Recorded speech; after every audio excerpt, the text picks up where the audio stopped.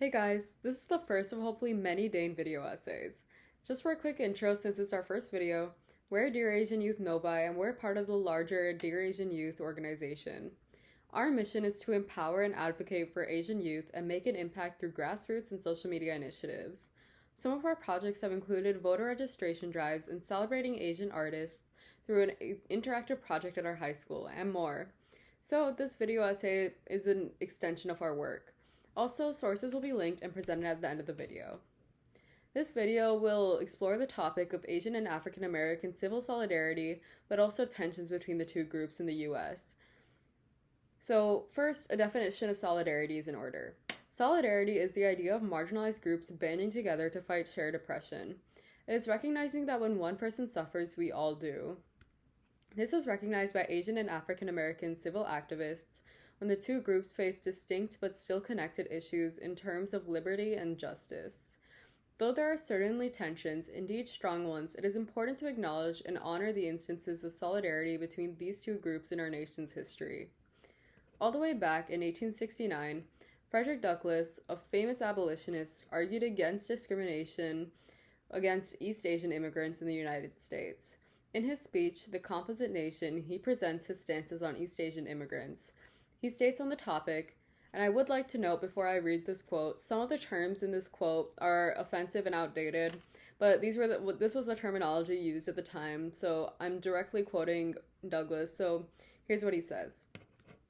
I want a home here not only for the Negro, the mulatto, and the Latin races, but I want an Asiatic to find a home here in the United States and feel at home here, both for his sake and ours.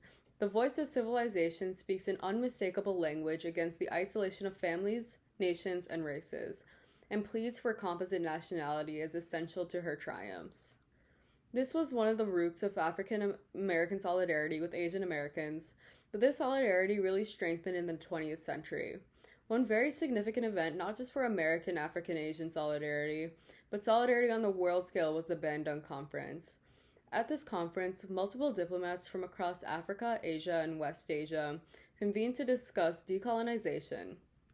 The consensus reached here was a denouncement of all forms of colonization, implicitly distancing Africa and Asia from both America and the USSR amidst the Cold War.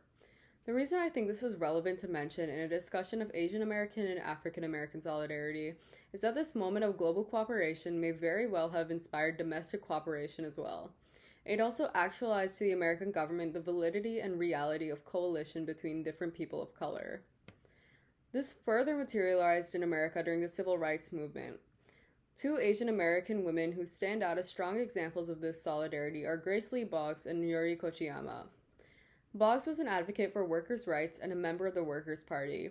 She collaborated with the Black Civil Rights Movement by advocating for Black power in her writing. She also married Black activist James Boggs, and they collaborated in their activism. Through her work, she was close with Malcolm X, and he indeed stayed at her home when he had visited Detroit. Kochiyama was a civil rights activist whose family had been incarcerated in a Japanese internment camp during World War II. This, along with her exposure to America under Jim Crow laws, inspired her to pursue civil rights. She was a friend of Malcolm X and also advocated for unjustly incarcerated Black activists, such as Mumia Abu-Jamal. Another significant relationship for Black and Asian solidarity during the Civil Rights Movement was that of Martin Luther King Jr. and Thich Nhat Hanh, and I apologize if I mispronounced anything. Han was a Vietnamese Buddhist monk who'd bonded with King over their shared value of change through peace. Han inspired King to speak out against the Vietnam War despite potential consequences. Han had written to King, I believe with all my heart that the monks who burned themselves did not aim at the death of their oppressors, but only at a change in their policy.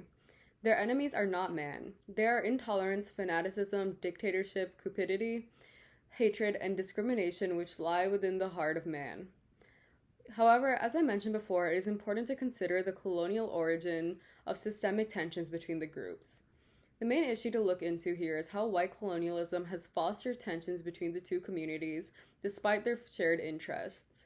The popular culture has pushed the narrative of Asian Americans and African Americans having opposing stereotypes, Asian Americans as the model minority, and African Americans as the problem minority. The stereotype of African Americans as the problem minority is, of course, deeply rooted in the history of American slavery. From a very early time in our nation's history, the white popular culture pushed imagery of black individuals that characterized them as subservient and inferior compared to white individuals. In the early 19th century, the caricature Sambo depicted an image of an African American slave as docile, happy, and lazy, reinforcing the conceptualization of African Americans as being dependent on their white masters. This morphed into the caricature of the savage in the latter half of the 19th century and early 20th century. This was supported by supposedly scientific studies of the biological inferiority of Africans, meaning to justify their poor treatment and injustice. Today, the primary narrative is that of African Americans being the problem minority. Previous conceptions of inferiority have been perpetuated, with African Americans being boxed in as less intelligent or otherwise less adequate than their white peers. This stereotype does not exist in a vacuum, however. The opposite stereotype, the model minority, is held by Asian Americans. This stereotype is relatively new. In the early days of the nation, Asian immigrants to the U.S. were seen as inferior and a threat to the white working class. This was systemized by the Chinese Exclusion Act, which limited Asian immigration and also reinforced poor working and living conditions for Asian Americans. However, this took a turning point post-World War II. This was after Japanese Americans had faced incredibly hostile sentiments and internment, but also the repealment of the Chinese Exclusion Act. Leading up to the post-World War II era, the Japanese were painted as the bad Asians, whereas the Chinese were the good Asians. Heavy hair quotes on that. However, the exaltation of an all-Japanese troop was meant to repair the image of Japanese Americans. Later in the 20th century, more Asian immigration was permitted, but a tier system resulted in the majority of Asian immigrants being skilled workers. This influx of skilled workers from Asia has resulted in the construction of the model minority, where Asians are viewed as exceptionally smart and high-achieving, sometimes even more than their white peers. But despite surface appearances, this stereotype is not at all positive. The construction of the stereotype has served to undermine the perception of African Americans by providing a better minority to compare them to. It reinforces historical views. The dichotomy that this creates can often be perpetuated by both groups. The Asian American community, for example, has displayed this both in the cases of Thin versus United States and Ozawa versus United States, in which an Asian immigrant argued that they should be given citizenship because they are white. Technically white. Though this argument may have primarily aimed to gain them citizenship, the existence of this argument at all speaks to the difference between the perceptions of Asian Americans and African Americans. Furthermore, many Asian Americans are raised within a colorist culture. This has varying origins depending on the region. In South Asia, for example, this widely arises from British colonialism pushing beauty standards that upheld white colonists as the ideal, while in East Asia, this comes from a deep-rooted association of pale skin with the upper class, who typically had pale skin as a result of not laboring in the fields. I am Indian myself, and I grew up aware of the existence of our favorite cosmetic, Fair and Lovely, Glow and Lovely. This can foster a bias against black individuals, even subconsciously. Simultaneously, this dichotomy is perpetuated by the African American community.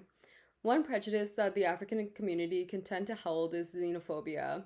African Americans being brought here are often native-born citizens.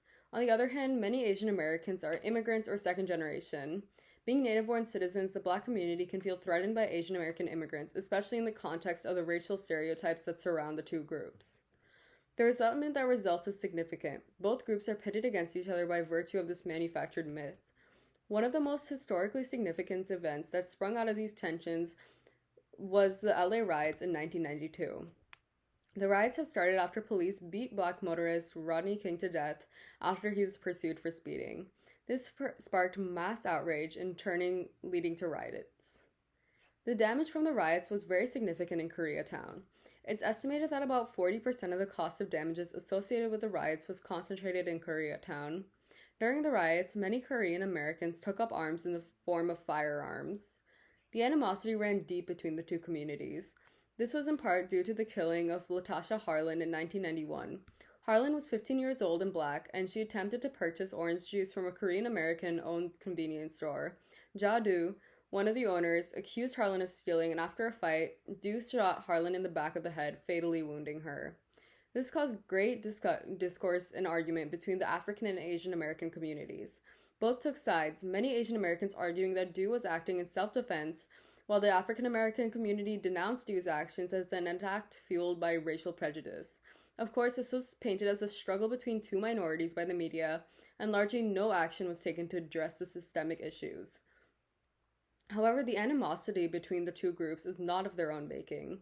It is the system pitting the two communities against each other in order to divide efforts for civil liberties. It is so necessary to recognize the impact we can make by staying united and practicing solidarity. In recent years, there has been multiple opportunities for doing just that. During the resurgence of the Black Lives Matter movement, Asian American activists also involved themselves. The Asian American Advocacy Fund, the foundation advocating for AAPI rights in Georgia, provides resources concerning Asian American solidarity with the African American community during the BLM protests. They encouraged actions such as joining protests, having difficult conversations, and contributing to fundraising efforts. Similarly, the Movement for Black Lives, an organization dedicated to advancing African American liberties, also released a statement on their website denouncing anti-Asian sentiment and the increase in anti-Asian hate crimes that arose during the COVID-19 pandemic. So, closing thoughts, what do I think? I really think that a lot of the tensions between Asian and Black communities are exaggerated. I really believe that activists of all backgrounds should work together to advance justice for all. It's quite a trouble to do so, considering how minorities are systemically pitted against each other, but I think the stories I shared in the first part show that, when accomplished, we can advance further and faster together. Thank you so much for listening, and hope you have a great day.